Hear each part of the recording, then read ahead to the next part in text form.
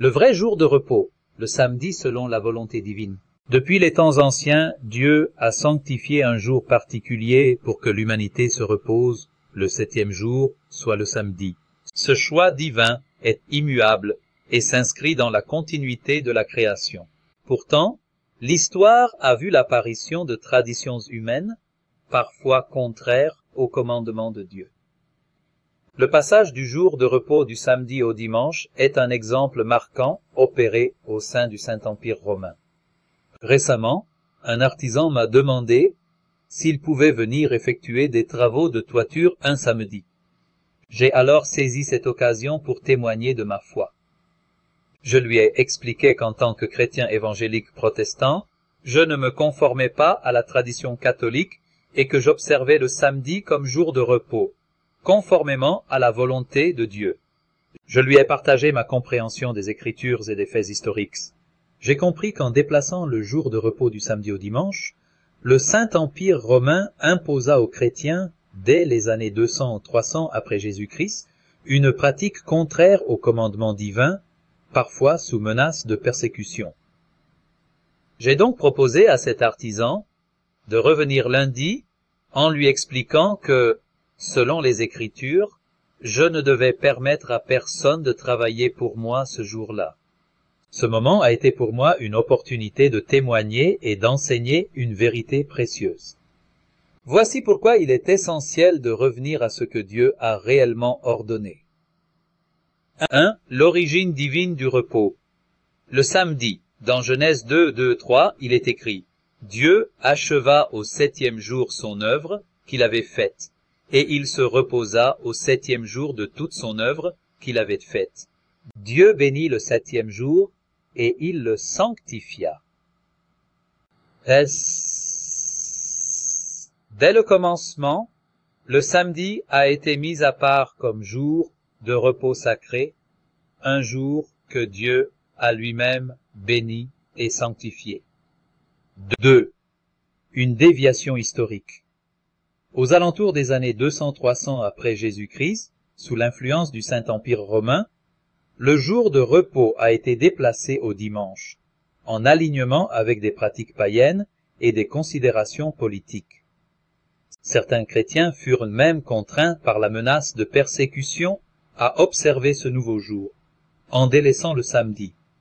Cependant, il est écrit dans Marc 7-8, « Vous abandonnez le commandement de Dieu et vous observez la tradition des hommes. » Cette parole invite à revenir à l'essentiel, l'obéissance à Dieu. 3. Obéissance et fidélité.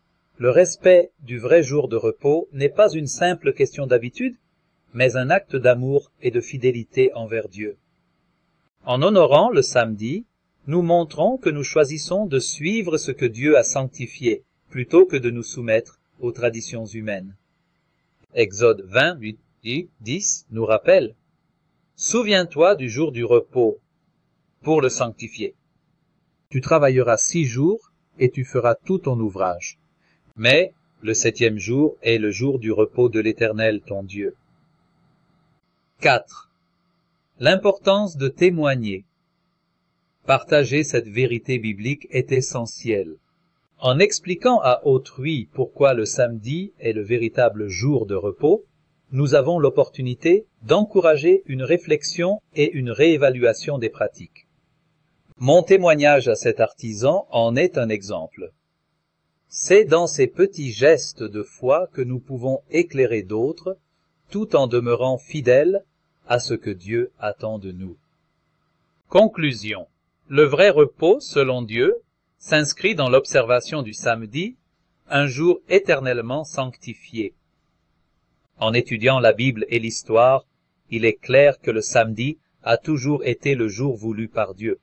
Nous sommes appelés à faire ce qui plaît à Dieu, à abandonner les traditions contraires à sa volonté et à trouver la paix dans le repos qu'il a prévu pour nous. Je vous invite à réfléchir. Tout comme nous respectons les autres commandements, en rejetant l'idolâtrie, l'adultère, le mensonge et le vol, il reste un dernier commandement à observer pleinement. Ne pas sanctifier le jour que Dieu lui-même a choisi revient à omettre une partie essentielle de son instruction divine. Ésaïe 58, 13, 14 nous exhorte à honorer le sabbat comme un témoignage de notre fidélité envers le Seigneur. Si tu retiens ton pied pendant le sabbat pour ne pas faire ta volonté en mon saint jour, alors tu mettras ton plaisir en l'Éternel.